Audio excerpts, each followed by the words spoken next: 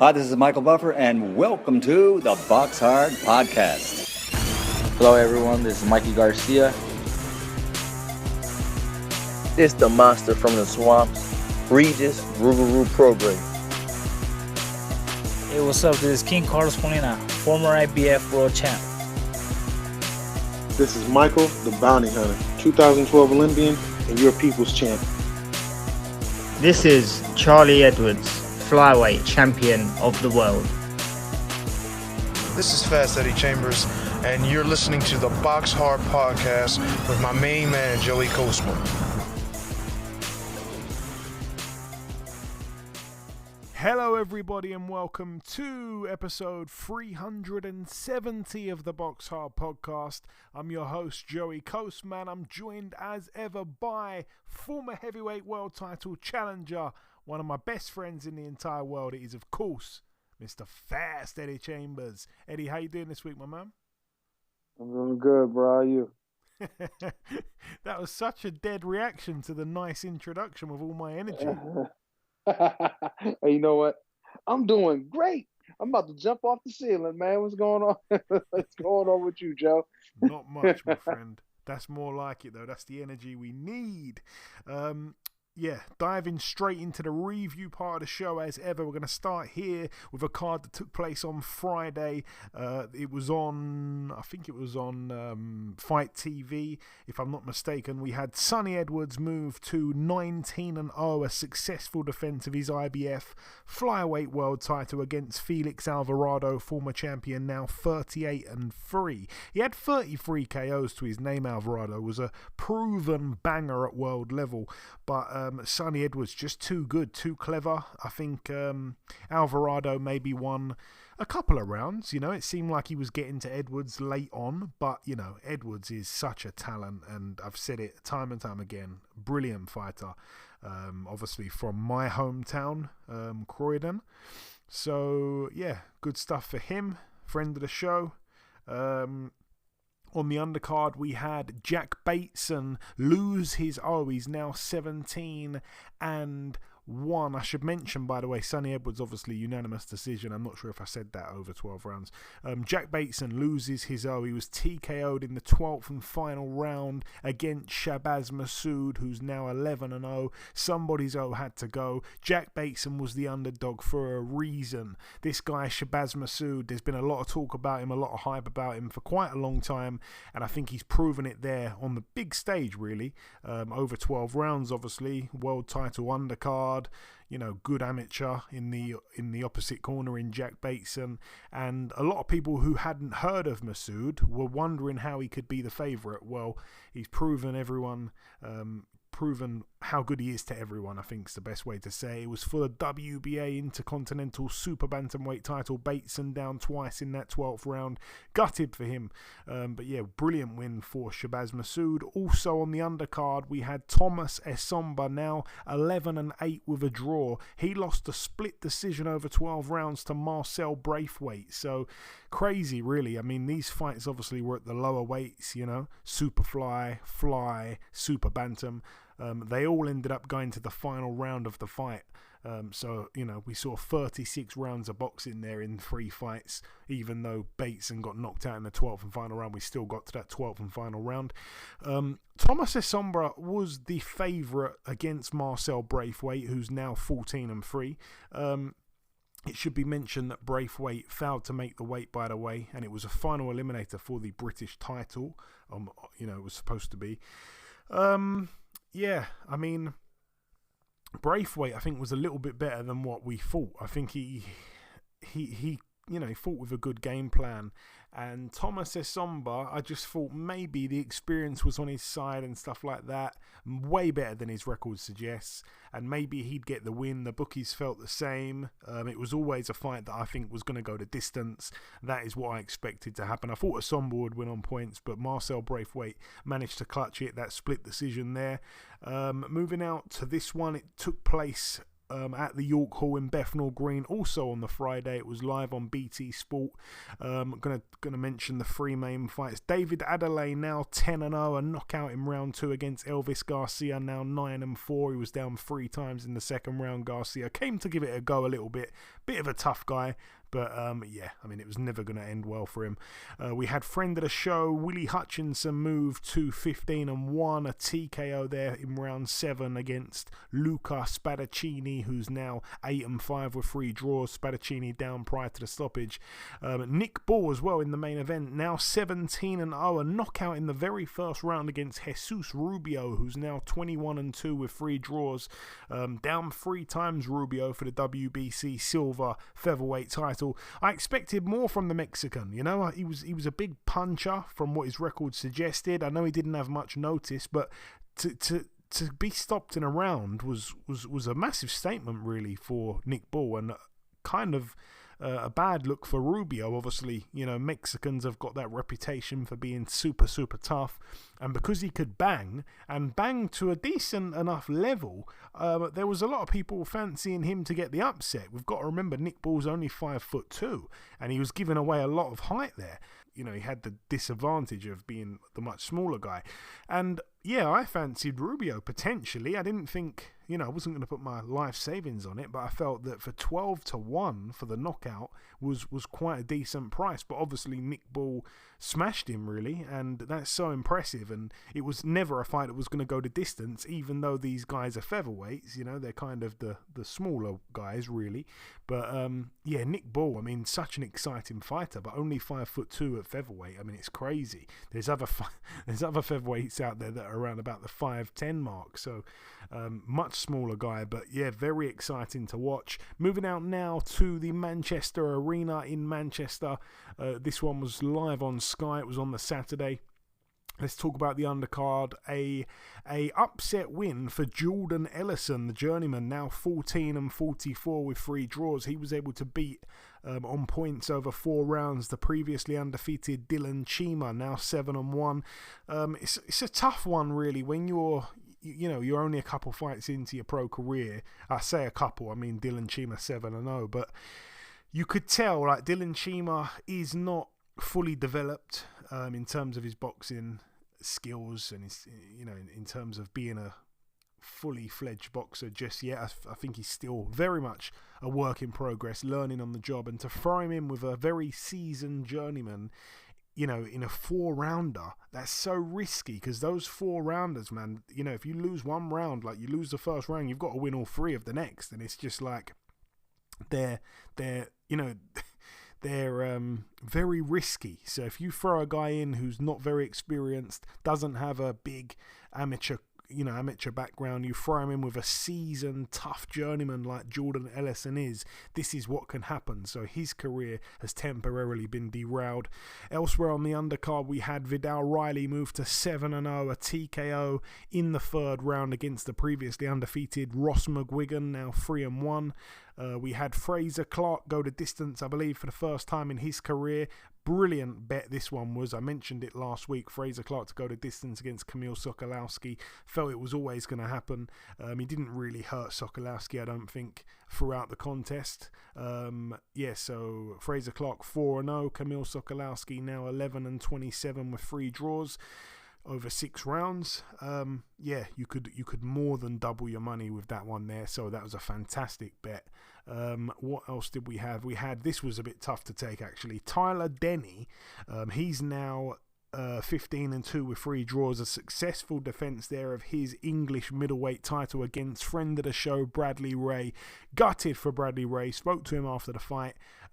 Seems like he's in a decent place. Seems like he's not like down in the dumps and taking it very, very tough at this stage anyway. Hopefully he can keep his head up. Very, very nice guy. Everyone likes Bradley Ray. But yeah, he was just outgunned really by Tyler Denny, who who showed up and boxed a brilliant fight. Bradley Ray did hurt Tyler Denny late on to the body, and Denny was in lots and lots of trouble, and Denny also had a point deducted in round 9, I believe it was, but none of that could get Bradley Ray close to winning on the cards when it did go the distance over 10 rounds. Gutted for Bradley Ray, like I say, really would have liked to see him push on. I fancied him to win on points, and yeah, that was a bet lost. But yeah, hopefully, like I say, can keep his head up and come again and learn from that. He's still young, Bradley Ray. Elsewhere on the card, we had Natasha Jonas as well, moved to 13-2 with a draw.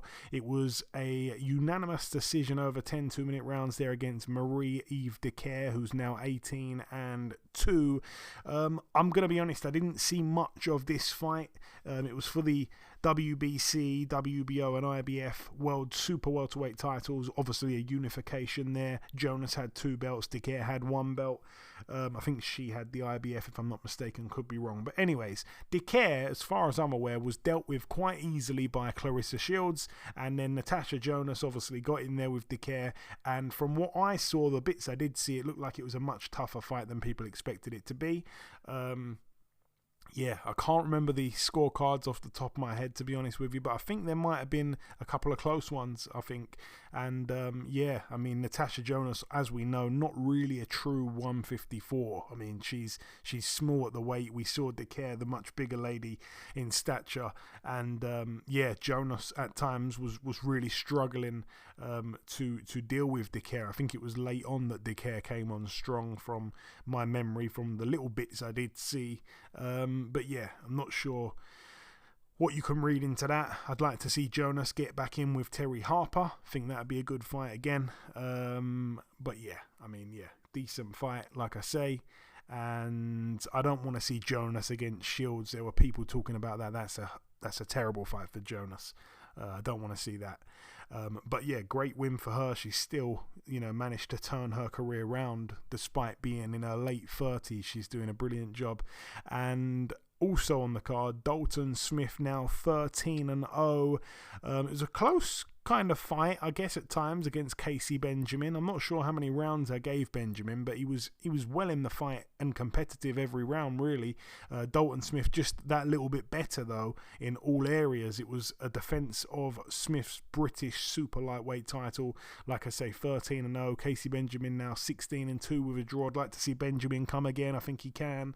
He wasn't outclassed so much, and Dalton Smith, we're ranting and raving about how good he's going to be. Didn't look invincible against Benjamin, who, like I say, most people thought would get stopped. So yeah, I liked what I saw from Benjamin. I liked what I saw from Dalton Smith. After the fight, Dalton Smith's father and trainer Grant Smith, took a moment actually in the interview on the ring mat to say that he thinks Benjamin is world level and no one wanted to fight him, but we took the fight. And he mentioned that Dalton Smith was quite ill, I think, the week before the fight, and the fight wasn't supposed to happen, and he wanted to call it off, but they went with it anyway, and obviously got the win, and maybe didn't impress as much as he could have. But anyway, yeah, I like the fact that they gave a lot of credit there to Benjamin. What else did we have? Nothing on that undercard, but moving out now stateside to this one. It took place at the Palms Casino Resort in Las Vegas, Nevada, USA. Over here, a top-ranked show. It was live on Sky Sports. No, sorry, it wasn't. It was on BT Sport in the UK. And I'm guessing ESPN in the US. On the undercard, one fight to mention, Sinisa Estrada, now 23-0, a unanimous decision there over 10 2-minute rounds against Jasmine Villarino, who's now 6-2 with 2 draws. It was a defense of Estrada's WBA minimum weight world title.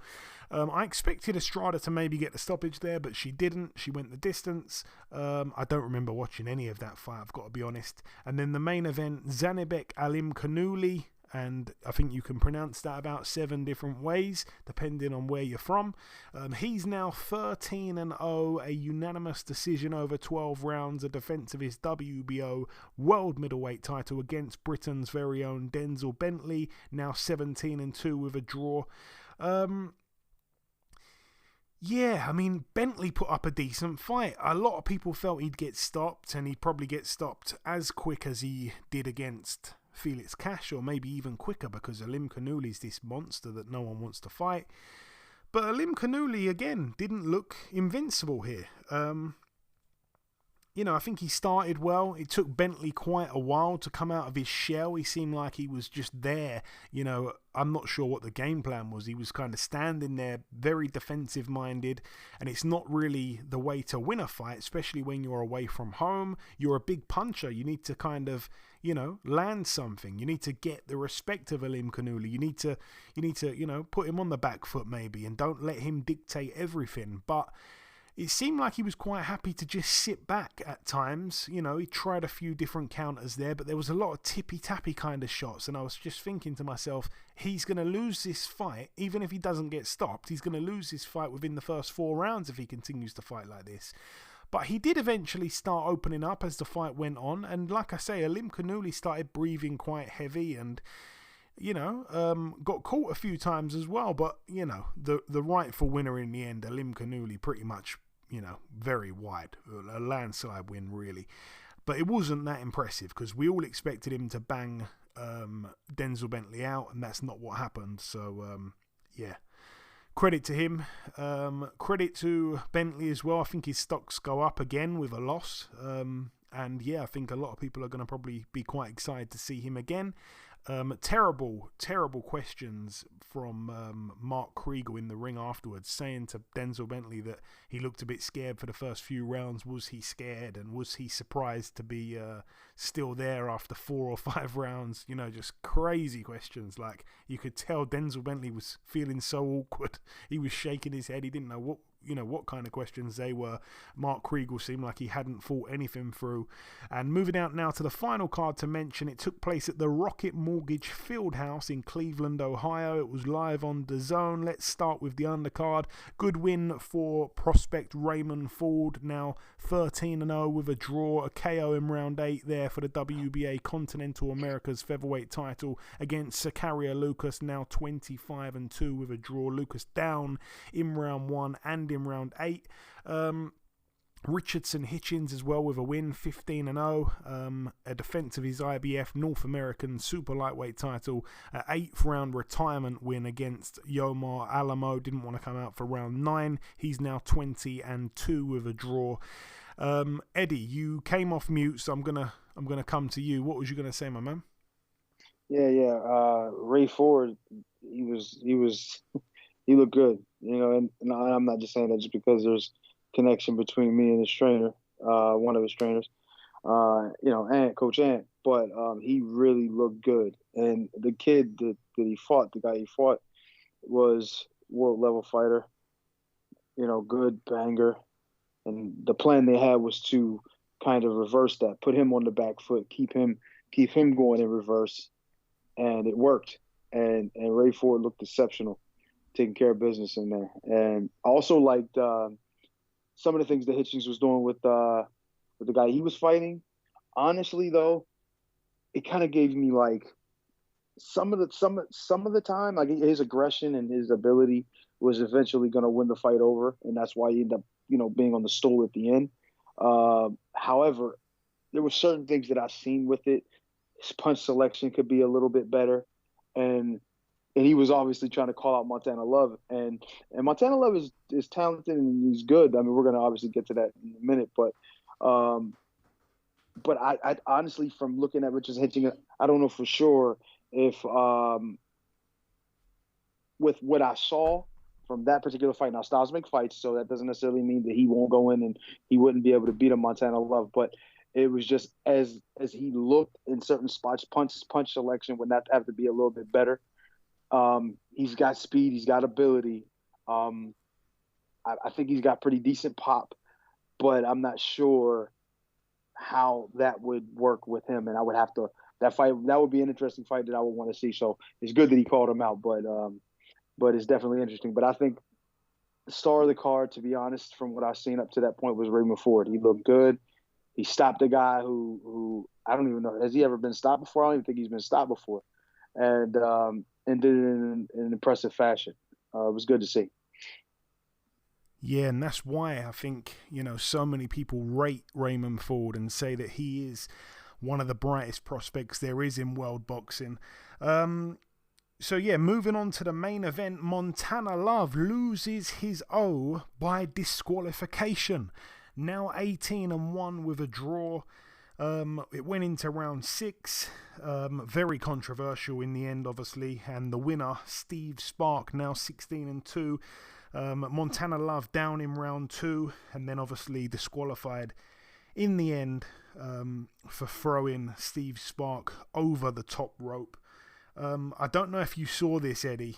Did you see this by any chance? Oh yeah, definitely. I was watching it. Okay. Yeah. Okay. Obviously, as I said, Steve Spark was a puncher. I said it on last week's show. Australians don't always get the biggest of opportunities, and the fact that he's going to be traveling to the US, in a fight that there's a lot on the line for him, I knew he was going to bring it, and he did bring it. He really did. He was very, very aggressive from the get-go. It was quite an interesting fight, actually, because obviously we knew Montana Love has got his number skill for skill, and, Montana Love showed us some great counter-punching and stuff like that, but whenever Steve Spark would have a bit of success and he'd end up backing Montana Love onto the ropes, Montana would look really, really vulnerable, and in sometimes kind of have to run away, like to stay off them ropes, because it was a place he didn't want to be. And like we say, in round 2, he touched down. He more than touched down. It was quite a heavy shot.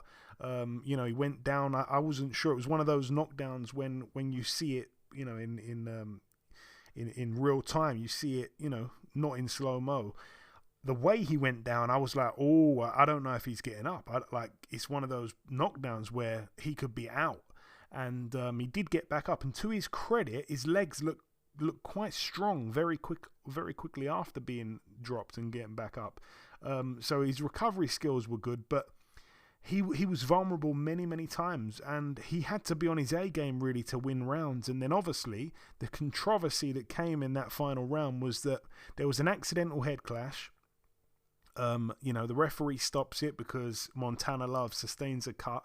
He goes over to the doctor. He says he couldn't see, but it was weird because I think most of the time, when a fighter says that, I think most of the time they can see. And it's like, in my eyes, I feel like they're trying to look for a way out of the fight, but they're still going to get paid. So a little bit of me kind of doesn't feel like it's that outrageous of a thing to try and pull, especially in a fight that's close. I'm just playing devil's advocate here. But Montana Love said he couldn't see. The blood wasn't running into his eye. The cut seemed like it was, above his eyebrow. It was kind of streaming down the side of his face. I don't think it was too bad. And he was kind of saying, I can kind of see, and he wasn't really sure what he was saying. I'm not sure. It's like he wanted to kind of, I guess, maybe go to the cards or get something done about it, but he didn't quite know what was going to happen, so he was being careful what he said at one point. And then he was going, oh no, I'm okay, I'm ready to carry on, from being able to not see to that. And I don't know what he was trying to do or what he was trying to come up with in his head. But the referee says he can't see, but we're going to give him another minute and see how it goes. So he sends him back out. Now obviously that was a really, really huge call from the doctor. But Montana Love went from not really seeming like he wanted it to carry on to wanting it to carry on, because there's every chance that I guess he might have realised he could have been down. He was dropped. He lost the 10-8 round. So in the end, they let it carry on. And then within that minute that they were keeping an eye on Love, that's when he gets disqualified. Obviously, there was, a moment of madness on the ropes. Montana Love did try and throw him. I don't think he meant to throw him out of the ring like that. The way he landed was nothing short of unbelievably professional. It's like the guy's been doing trampolining lessons, or maybe jumping out of planes with a parachute on for years and years. He landed like a pro, and he wasn't hurt at all. He rolled over, turned it into some kind of roll, and then he was straight back in the ring. It was so smooth, he couldn't have done it any smoother. But the referee abruptly decided to disqualify Spark, and it wasn't like it was a rough and tumble kind of affair or anything. It wasn't like Montana Love had been dirty throughout the fight, and then that was the final straw. It seemed very quick and very abrupt from the referee, especially with what had happened with the head clash and the fact that the doctor was keeping an eye on Love, not even a minute prior to this. It was so controversial, Eddie. I want to know what you thought of it as a professional yourself, and obviously the things that you've seen over the years. Boxing is, such a crazy sport, as I say almost every week, but I really thought Montana Love would win this fight, and I had a nice few bets on him to win the fight, and when he got DQ'd, I could not believe my eyes. Yeah, man, it was one crazy scenario. a lot of events that occurred in that fight that you just wouldn't like. Wow, why did that even have to happen? But it was a rough kind of a fight. And like you said, Steve Spark brought it. He came to win. He wasn't coming there to just be in on TV. He wasn't just coming there to say that I've done it. He was coming there to actually take something home. And put himself in position to maybe get a title shot at some point, or at least be a marquee name in boxing. You could just see it, and the knockdown. I don't want to say I saw it coming, but it was there was things that were going on even in the first round that Montana Love was doing, and some of the movements. And he's talented. He's got abilities. He's sliding. He's catching him with counter shots. You could just see he's the class of the ring. But it just looked to me like there was going to be a time that because I've seen him in previous fights make mistakes, get caught with good shots, and I'm thinking this is a puncher. This kid's a puncher, and he's coming to win. He's coming to take his position. And when the shot happened and he went down, I was like, oh shit. It's almost like I predicted it. Not necessarily that it happened right at the right time or when I expected it to happen. It was kind of like a shock, but it happened. It's kind of like I was expecting it. But then I was thinking, okay, well, let me see how Montana Love deals with it. Let's see, get up and get back to the boxing. But the things you were saying was almost perfect. It is exactly what I was seeing. Every single time that Steve Spark allowed him to get in his zone, get into a spot, maybe back up a little bit, stay at range, he would lose. He was losing every moment of that. But as soon as he was aggressive, as soon as he started putting his front foot forward and started going in and attacking, Montana Love looked completely out of place. He looked like he didn't know what he wanted to do. He used some of those cute moves that he has, right, to get out of the way. But it looked like barely he was just getting out of the way of shots. It looked like he was so uncomfortable. Like he didn't really have a real place in there when the fight started coming to him. You understand what I'm saying? Like when he started bringing the fight to him, he didn't know what to do. And it was like, I'm thinking, damn, is this situation, like if they say they were to fight again, because obviously now we see it. If Steve Spark was there, literally just come out there and try to bang him out, would he be able to do it? And a lot of people say, well, no, I think Montana Love is talented enough to be able to hold his own and get into a position where he could, counterpunch and possibly stop him. But I don't know. Just the way he reacted to the offense that Steve Spark was bringing, it was making me say, damn, I don't even know if he would be able to handle this guy if he just literally just threw caution to the wind and just kept going in and even though there were opportunities and there were times that Montana Love caught him with good shots coming in, good shots, nice quick time shots and counter left hands and stuff like that. It was good, but I really just didn't like his reaction to how Steve Spark was coming in. You understand what I'm saying? Like he was just not comfortable, and he just didn't look like he. And then at the end, it was a bit of frustration because the kid was working so hard. He was trying so hard to win. And, he got a little rough. He did some, some of the tactics were questionable, headbutts, stuff like that, because he's coming in hard. But he's just fighting hard. He's just trying to win. And you could see when it happened, he, kind of leaned over on Montana Love, and Montana Love got angry. You could see the anger and how the frustration just come up in him. And he kind of ran him into the ropes. And then, they were like kind of tussling a little bit. And he didn't necessarily mean to throw him over, but it just happened. And as it happened, he didn't really think much of it. But when the ref snapped that, oh no, that's a DQ. You're out of here type thing. It was a little hasty because he seemed pretty athletic on how he landed. And when he got back in the ring, I mean, you should just, I would say, okay, give him a hard warning, maybe take a point, maybe even take 2, but don't take him out of the fight. You should give him the opportunity to come back in, because it wasn't like anybody got hurt. If it would have been like, if the kid would have went down and act like he hurt his leg or his neck or something, then that's a little different. But the fact that he jumped right back up in the ring and was ready to go, shouldn't DQ him on that kind of a situation. You know what I mean? It would be different if it was some repeated fouls and things like that. Then yeah, you would say, okay, yeah, this guy's just doing it. He's trying to get out of here. But it was a one-time thing. It wasn't necessarily done intentionally. It's a quick reaction in a situation where there's so many things involved. There's money. There's opportunity for both fighters. The event itself, that was the main event.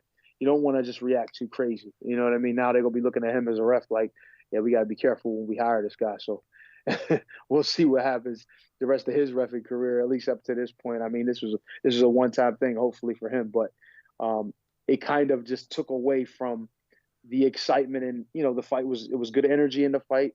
It was contested properly on both ends. They were really trying to win. There was a lot of questions that we didn't see answered yet. So it's unfortunate that we didn't see it. We didn't get a chance to see it through, but well, I mean, we did in a sense with the disqualification, but most people who were watching what I said, I would have liked to have seen the fight go as far as it needed to go to declare an actual winner. Yeah, and I just want to take a moment as well just to say that, credit to both guys. Obviously, Montana Love willing to carry on, not straight away, but willing to carry on, I think, obviously, with the cut, and credit as well to Steve Spark, who, as you say, could have gone down, could have started holding his head, whatever, and made a meal out of it, and definitely, tried to milk it, but he was ready to carry on as well. So I think credit to both guys for their willingness to carry on. It was actually the referee that seemed to be the major problem, which is a real shame, because we don't like to see referees become, a big problem and the main talking point of a fight, especially between two good fighters at the top level. But yeah, credit to Steve Spark in particular, because if he went out like that, he went over the rope like that, we know that if that was Bernard Hopkins, he would have gone down, landing on his foot and then saying his head hurts, or even landed on his head and pretending he couldn't walk, Eddie. Bernard learned early that he's like, listen, that check is gonna be cashed regardless of what happens in this ring. If I could get out of here with one round and a hurt foot, quote unquote hurt foot, and make $1 million, I'm cool. So like you said, credit to them. But no, I got to give big credit to Steve Sparks and Montana Love both for trying to make the fight and being willing to to go even in the face of some adversity. And the way he just got back up in the ring, you could tell he really wanted it. And it's a good thing to see with fighters when they really, really put that effort in. Yeah, and I just want to say, I wonder if Bernard Hopkins ever would have fought, in an outdoors arena, if he ever did, in the open air. You could just imagine, if there was lightning in the sky that night, somehow that would catch him and he'd get a DQ. Lightning would get disqualified. You're terrible, yo. Jesus. Moving on. Actually, there is nothing to move on to. That is the end of the review part of the show. The final thing for me to do before we wrap up part 1 is to welcome this week's special guest. Ladies and gentlemen, please welcome the undefeated super-middleweight contender, ranked number 1 in the world with the WBO. It is, of course, friend of the show, Mr. Zach Parker. Zach, welcome back on the show, my man. Yeah, good to be back, mate. How are you? Very well, my friend. Very well. Thanks for asking. So we last spoke back in March.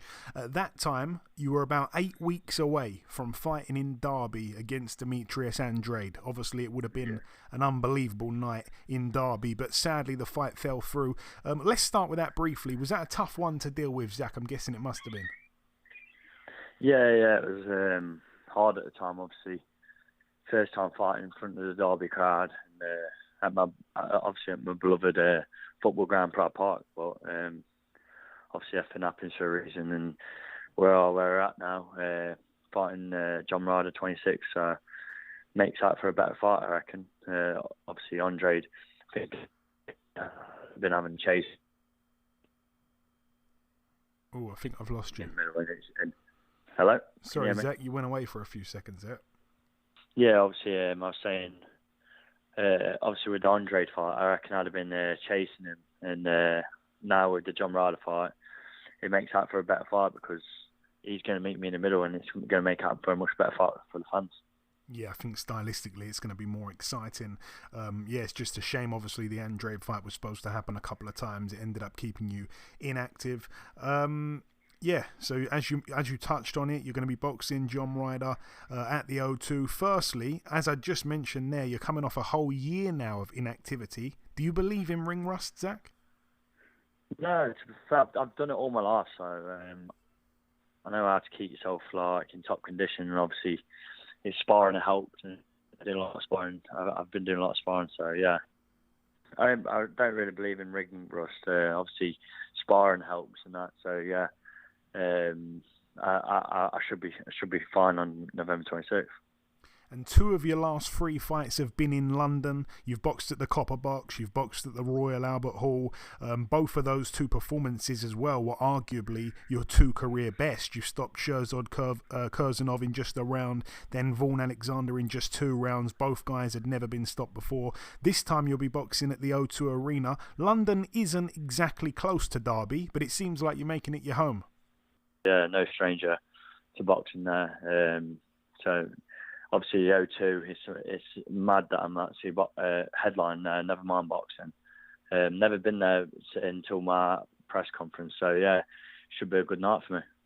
And the fight itself, obviously it's an excellent fight. Do you anticipate it though, Zach, to be the most difficult challenge of your career thus far?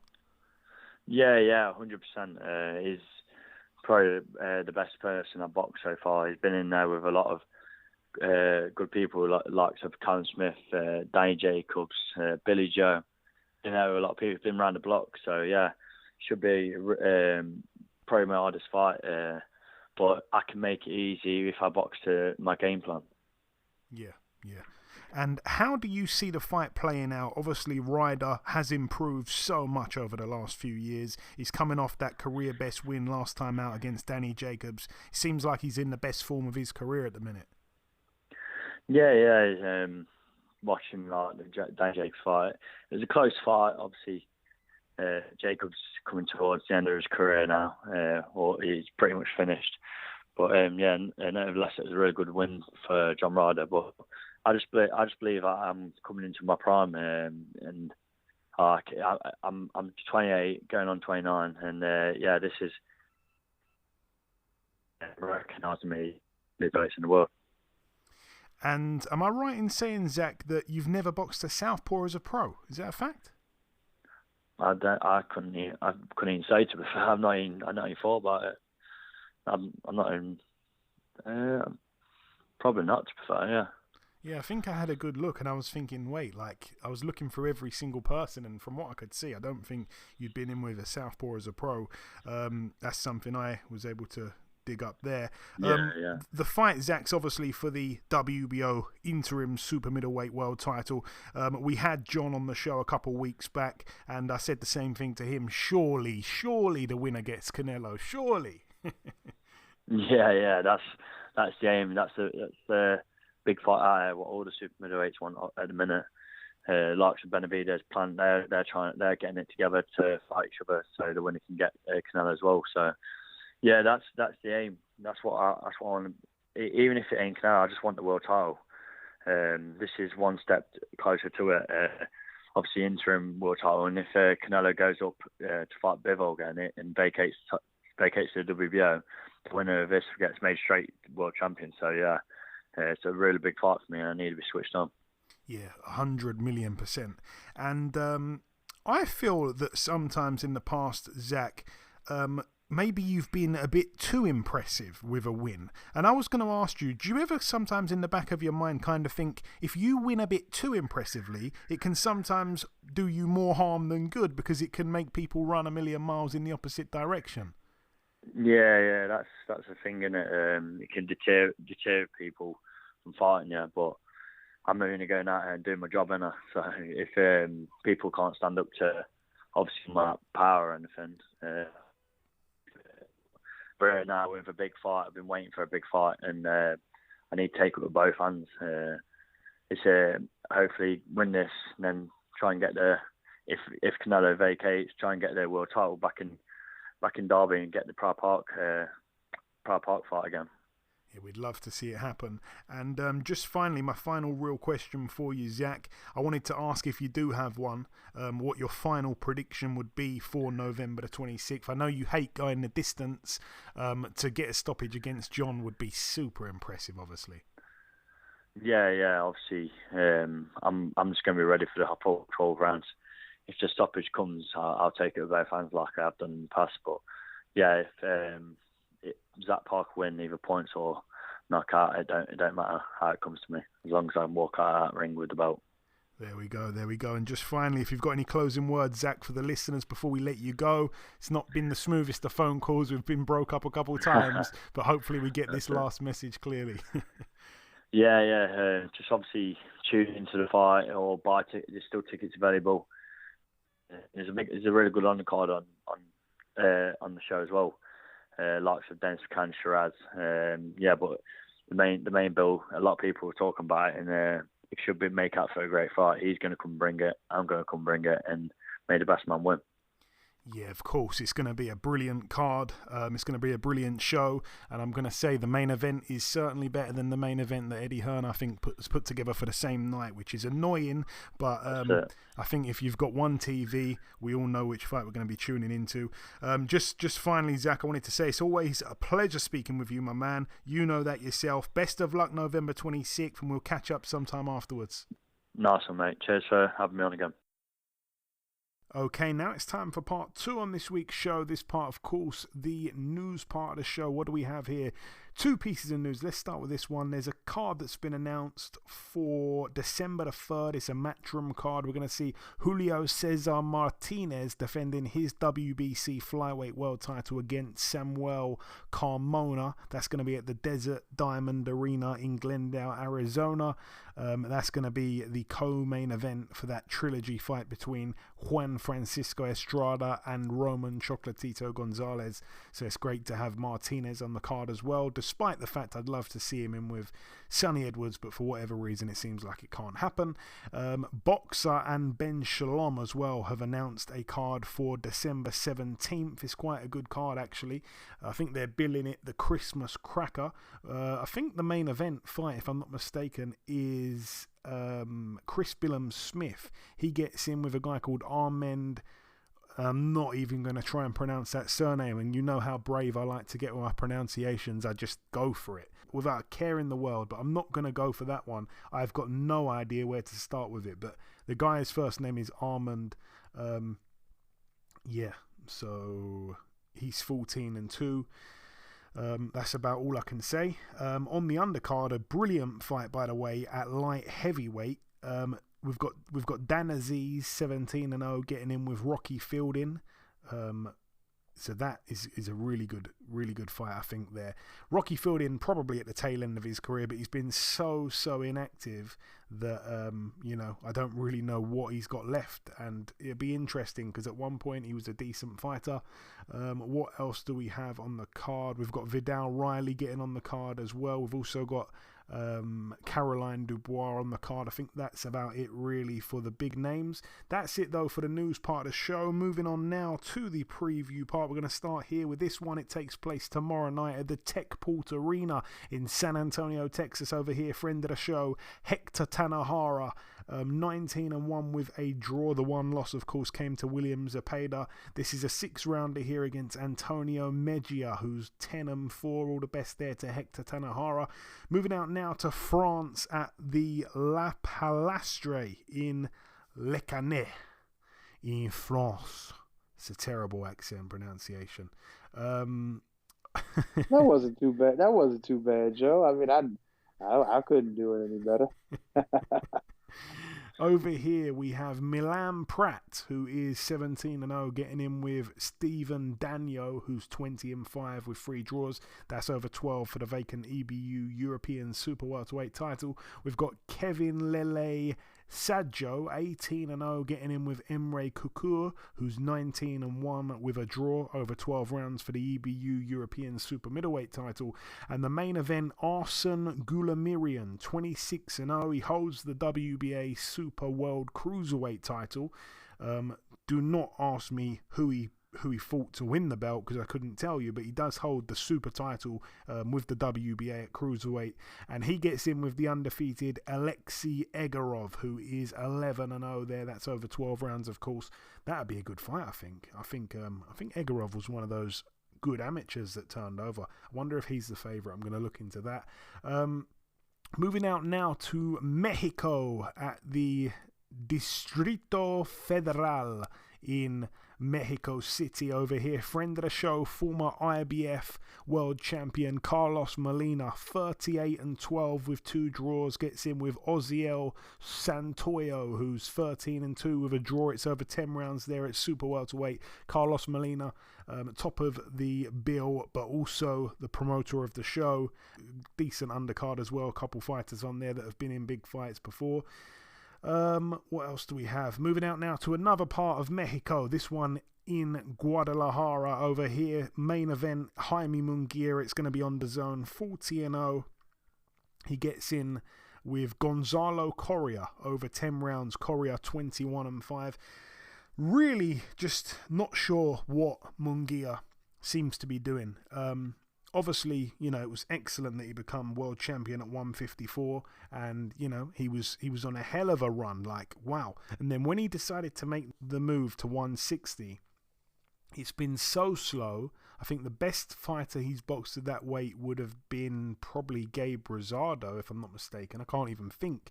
He's had such a really quite poor run of opponents, I think he even had the fight with Jimmy Kelly as well, if I'm not mistaken. I'm sure he got him with Jimmy Kelly. So he's had such a poor run, and I just don't get what he's doing. At this point, I'm starting to think he's given up any desire of being a world champion again, to instead maybe chase the Mayweather 50-0 record or something. I mean, he's at 40-0. He was never going to be a guy that was going to go on forever with his style. He loves to take punches in the face like no other fighter. But it's just a bizarre one again, and it's just another completely pointless fight in the career of Munguia, who I think has got a lot better as time goes on. Actually, I talk about him loving to take punches in the face, but I think his all-round game has been increasing really over the last maybe 2 years. But I say that, when you look at the guys he's been in with in that time, maybe that's why he looks a bit better, because he's not fighting the same caliber of opponents, I don't think. And I've got no idea why. I think he was given the opportunity to get a mandatory shot straight away, because that's the rule with the WBO. When you move up and vacate, you get elevated straight into that position. But I don't think he wanted the shot. Just cannot work out what he's doing.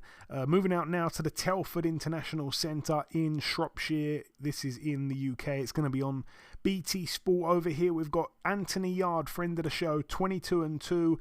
I think we're going to see him box Artur Beterbiev for the world title, I believe, in maybe January or February. But he gets in a little keep busy fight with Stefani Koikov, who is 14-1.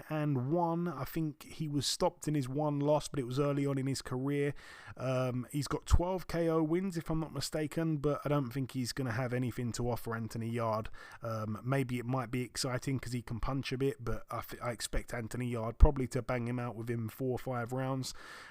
When I've looked at the records of the people that this guy's beaten, it's really quite bad records. Most, I think, were losing records. Elsewhere on the card, we've got Ethan James, 9-0 in a 10-rounder for the WBO European Super Lightweight title against Connor Parker, who's 14-1. Could be a good fight there. And the main event, Liam Davies, 12-0. It's for the EBU European Super Bantam and WBC International Super Bantamweight titles. He gets in with Ian Baluta, who's 15-3. Baluta's a good fighter, obviously. We've seen him mainly, I guess, his bigger fights have been his losses, when he lost to the likes of Michael Conlan, but gave him a good fight. Lost a majority decision to him, obviously. I say that. He was on a bit of a run. He beat a few Irish fighters like David Oliver Joyce, TJ Doheny. That was a huge upset when he beat Doheny. And yeah, he beat Brad Foster as well last time out. So he's on a bit of a run, to be totally honest with you. I've seen him sparring with Archie Sharp myself in person, and he's a good fighter here. And he gets in with Liam Davies. It's going to be a tough fight, that one there. I expect it to definitely go the distance, I'd say. It could be close. I think Baluta's a bit of a nightmare. He doesn't really stop throwing punches. He comes and comes and comes. Moving out now to the entertainment and sports arena in Washington, D.C. over here. Friend of the show, Dusty Hernandez Harrison. He was set to fight, wasn't he, at one point, and then his father was, I think, murdered, and he was still going to fight on the weekend, but the fight ended up falling through, and probably for good reason, really. I don't think he would have been in the right mind frame, but he gets in here.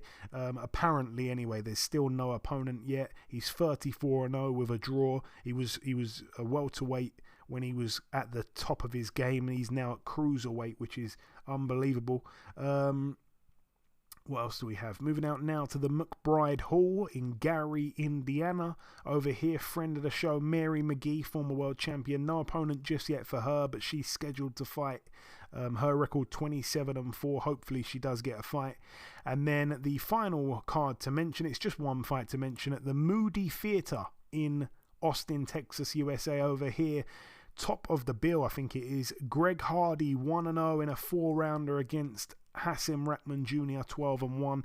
I didn't know if this was going ahead, because obviously we were supposed to be seeing Vitor Belfort get in with Hassim Rahman Jr. Hassim Rahman Jr. was going to have the chance to beat Belfort back on behalf of boxing after what he did to 75-year-old Evander Holyfield when Donald Trump did the commentary that night. That was just an unbelievable night, never to be forgotten in boxing history. Sad that Evander lost, but unbelievable to have Donald Trump on commentary, and all the people chanting Trump, Trump, Trump, or whatever the boxing fans were saying in that particular venue.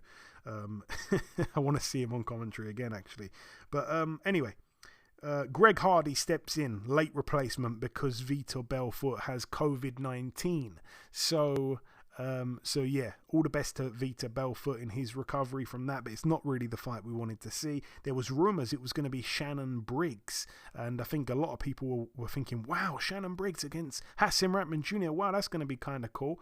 But we're getting Greg Hardy, and I'm going to be honest, I don't know who Greg Hardy is. I don't know. He's 1-0 as a pro, if I'm not mistaken. Never heard of him up until about 5 minutes ago, so I don't know how good he is. I'm expecting Hassim Rahman to win and hopefully take him out. Obviously, friend of the show. That's about it, though, for the show. In part 1, we did the review part. We welcomed our special guest. And in part 2, we did the news part. And I've just wrapped up the preview part. The final thing for me to do is to come in with the outro, which I'll do in just a few seconds. Okay, and this wraps up episode 370 of the BoxHard Podcast. I've been your host, Joey Coastman. Eddie Chambers has been with me for the duration of the show. A special thank you to our special guest, the undefeated WBO #1 ranked super middleweight in the world, Mr. Zach Parker. The biggest thanks of all, though, goes out to you, the listeners. It really, really does. Once again, if you do have a spare minute or two, please leave us a review on iTunes. That really means a lot to us. That's like the best thing you can do for us. We do a free podcast every week. If you could just give us 2 minutes just to leave a review on iTunes, it would be massively appreciated. That's about everything from myself, though. Enjoy your weekends, people. Stay safe, and we shall see you all again next week.